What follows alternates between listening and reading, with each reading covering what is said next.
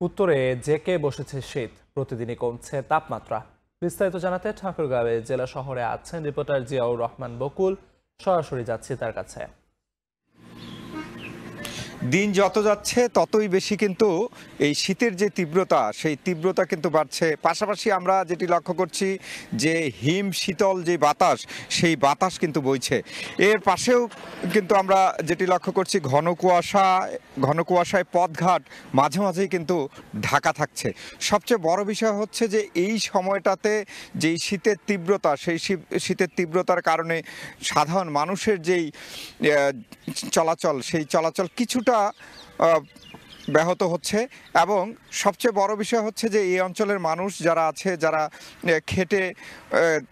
খেটে খায় এবং দিন যাপন করে, তাদের কিন্তু সবচেয়ে বেশি সমস্যা হচ্ছে। তাদের যে আয়ের উৎস, অর্থাৎ যারা দিন আনে দিন খায়, যারা রিক্সা চালক, ভ্যান চালক, তাদের কিন্তু পরিস্থিতি দিন যত যাচ্ছে তত বেশি কঠিন হচ্ছে। অর্থাৎ ভোর সকালে তারা বের হয়ে তারা শহরে এসে তারপরে কিন্তু ভাড়ায় যে পরিচালিত করত যানবাহন, সেই ভাড়া কিন্তু এখন আর আগের মতো হচ্ছে না। সে কারণে তাদের যে দুর্ভোগ, সেই দুর্ভোগটা বাড়ছে দিন দিন। আমরা কথা বলেছি যে স্বাস্থ্য বিভাগের যারা দায়িত্বরত আছে তাদের সাথে কথা বলে জেনেছি যে ঠাকুরগাঁও জেলার যেই স্বাস্থ্য যেই হাসপাতালগুলো আছে স্বাস্থ্য বিভাগের, সেই হাসপাতালগুলোতে প্রতিনিয়ত যে রোগীর সংখ্যা সেই সংখ্যা কিন্তু বাড়ছে। তবে সবচেয়ে বেশি আমাদেরকে জানিয়েছেন যে এই সময়টাতে বয়োবৃদ্ধ যারা আছে, যারা শিশুরা আছে, তাদের কিন্তু রোগ বেশি হচ্ছে এবং হাসপাতালমুখী হচ্ছে। এর মধ্যে ডায়রিয়া, নিউমোনিয়া সহ নানা রোগে আক্রান্ত হয়ে ঠাকুরগাঁওর যে হাসপাতালগুলো আছে সেই হাসপাতালগুলোতে ভর্তি হচ্ছে। এর পাশাপাশি আমরা এটিও লক্ষ্য করছি যে সড়কে যে যানবাহনগুলো রয়েছে, যেই যানবাহনগুলো দূর দূরান্ত থেকে ঠাকুরগাঁয়ে আসে, সেই যানবাহনগুলোও কিন্তু দিনের বেলাতে হেডলাইট জ্বালিয়ে মাঝে মাঝেই চলাচল করছে।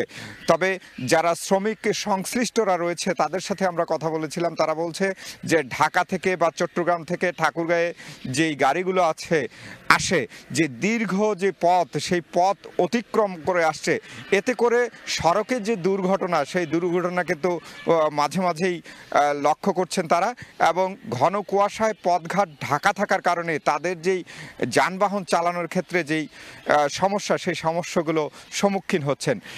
আমরা বলতে পারি যে উত্তরের যেই জনপদ, অর্থাৎ পঞ্চগড়ের পাশেই কিন্তু ঠাকুরগাঁও, এই যে হিমালয়ের পাদদেশে অবস্থিত, সে কারণেই কিন্তু শীতের তীব্রতা বরাবরই বাড়ে এবং শীতের তীব্রতা বাড়ার কারণেই মানুষের যেই স্বাভাবিক জীবনযাপন, অর্থাৎ সেই জীবনযাপন কিন্তু অনেকটাই কষ্টসাধ্য হয়ে ওঠে। তো এই ছিল ঠাকুরগাঁও থেকে শীতের সবশেষ পরিস্থিতি। ঠাকুরগাঁও থেকে শীতের সবশেষ পরিস্থিতি জানাচ্ছিলেন সহকর্মী জিয়াউর রহমান বকুল।